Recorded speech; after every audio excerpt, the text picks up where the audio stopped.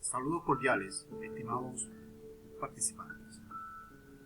En este resumen de esta clase virtual vamos a tratar brevemente algunos tips importantes sobre el debido proceso.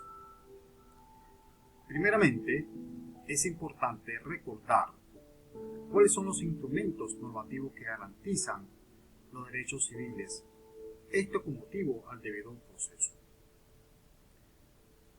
Evidentemente, es importante tener en consideración que el debido proceso es un derecho inalienable, que la Constitución de la República Bolivariana de Venezuela, con arreglo a la obligación adquirida por el Estado, garantiza el goce y el ejercicio de los derechos humanos contemplados en el artículo 19 de dicha Constitución, que en concordancia con el artículo 8 de la Declaración Universal de los Derechos Humanos y los artículos 2.3 y 14.1 del Pacto Internacional de los Derechos Civiles y Políticos, tal como lo establece en su artículo 49, que el debido proceso se aplicará a todas las actuaciones judiciales y administrativas. De allí que el debido proceso es un medio para llegar a la tutela judicial efectiva.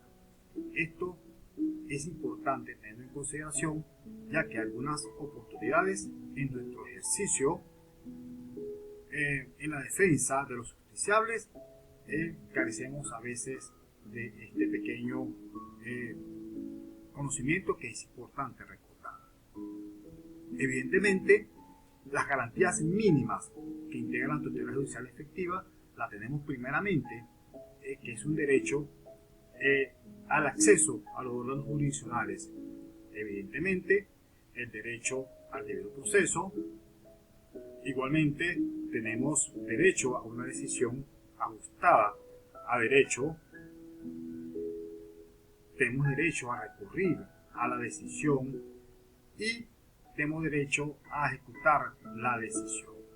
Evidentemente, para ejecutar el debido proceso tenemos diferentes tipos de defensa que nos pone la legislación venezolana. En tal sentido, está la asistencia letrada, que se inicia desde que la persona es investigada. Está la defensa personal, donde está presente el abogado de confianza del imputado, y está la defensa material, que la asume durante el proceso. Además de ello, es importante establecer o ver las obligaciones, los requisitos y efectos del debido proceso establecido en el artículo 49 de la Constitución de la República Bolivariana de Venezuela. Primeramente, tal como establece el pacto hablado anteriormente, se aplicarán a todas las actuaciones judiciales y administrativas, y en consecuencia, el imputado tiene derecho a la defensa y a la asistencia jurídica. Tiene derecho a que se le presuma inocente hasta que se compruebe lo contrario a través de las evidencias y hechos que lo incriminen. Tiene derecho a ser oída. Tiene derecho a ser juzgada por jueces naturales. Tiene derecho a no ser obligada a confesarse culpable. Igualmente, tiene derecho a no ser sancionada por actos o omisiones que no fueron previstos o tipificados como delitos, faltas o infracciones en la legislación venezolana.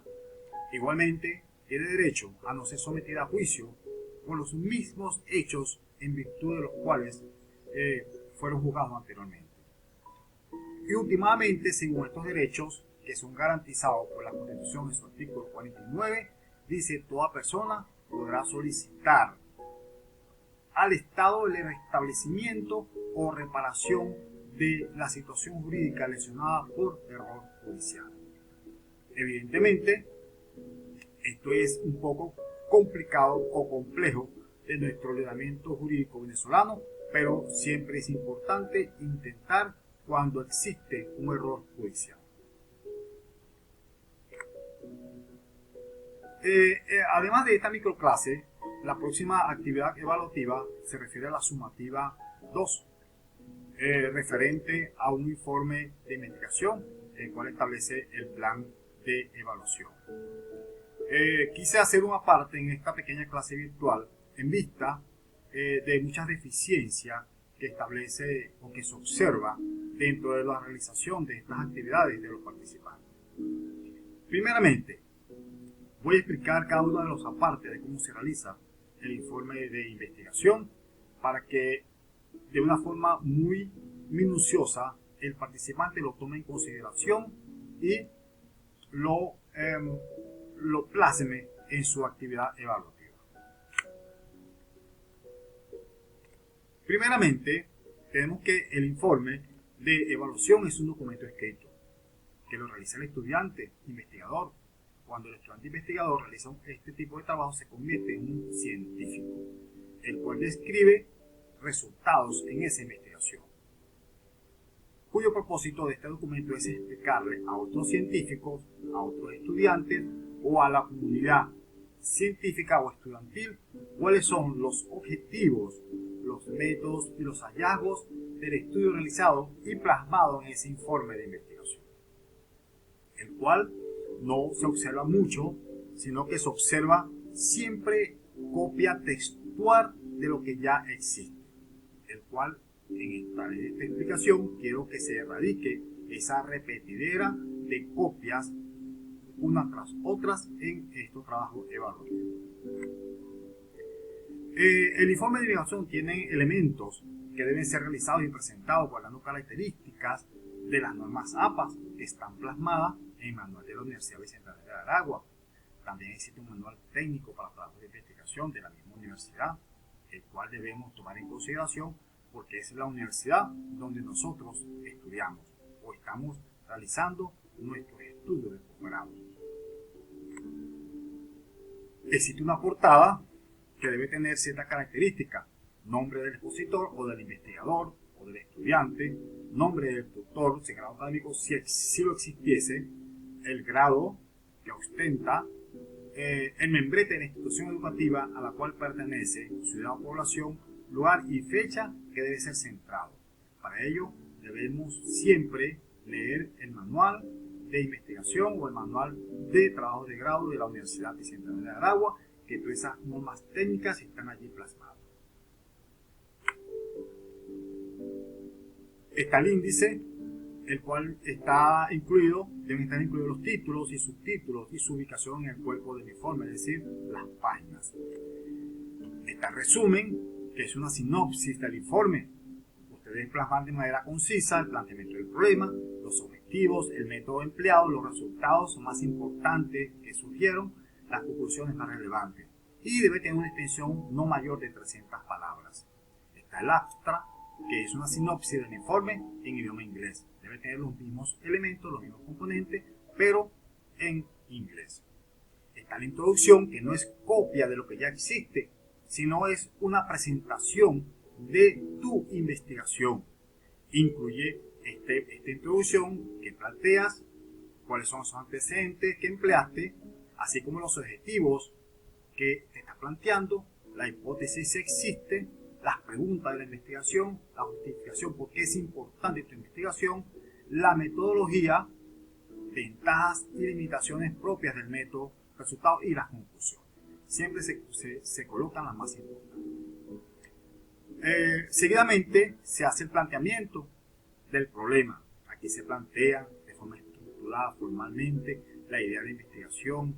Este paso depende de qué tan familiarizado esté con el estudiante con el tema. En este caso hay un análisis crítico reflexivo que está planteado en la asignación de la sumativa 2.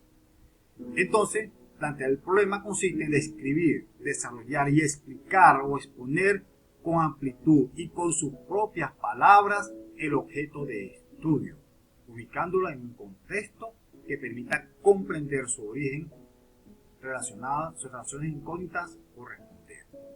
Es importante partir de un planteamiento global hasta llegar a una serie de preguntas que ayuden a precisar lo que se pretende investigar. Es decir, este planteamiento debe comenzar de lo macro, meso y micro. está la investigación, que aquí vas a señalar lo importante que de lo que estás investigando y que va a contribuir a la sociedad, a la comunidad de estudiantes, a la comunidad científica. Y aquí colocas un interrogante, posteriormente ese interrogante le vas a dar respuesta con el objetivo general, que es un enunciado claro y preciso que se te desprende del título de tu investigación. Y están los objetivos específicos, que se refieren a los aspectos que deseas estudiar y se desprende del objetivo general. Está la perspectiva teórica, que es lo que vas a desarrollar con todos esos fundamentos en los cuales usted se ha apoyado, esos estudiosos, esos científicos, esos autores del ámbito académico que siempre aportan material importante para que la comunidad de estudiantes tenga donde hacer revisión y de ello fundamentar sus planteamientos. Está la perspectiva metodológica, que describe cómo fue llevado, cuál es la vía que se va a llevar a cabo esa investigación. Están las conclusiones, que es una parte importante, teniendo en consideración que no es una copia de lo que ya hicieron, es concluir, es un resultado mediante el cual el estudiante o el investigador usa sus propios conocimientos que fueron adquiridos y fueron plasmados en esa, para cerrar ese trabajo científico. Y por último, pues están las referencias, que constituyen el conjunto de todas esas fuentes que él ha consultado para hallar material suficiente para darle realce, para darle sentido a su investigación. Por lo demás, señores, es importante que en ese análisis crítico reflexivo o en ese informe plasmen aportes personales nuevos, que no sean copias textuales y que sean atractivos a la comunidad de estudiantes. Muchísimas gracias por su atención. Hasta una próxima ocasión, que dé otros tips en unas clases virtuales para de esta manera ampliar sus conocimientos. Muchísimas gracias y hasta una próxima oportunidad.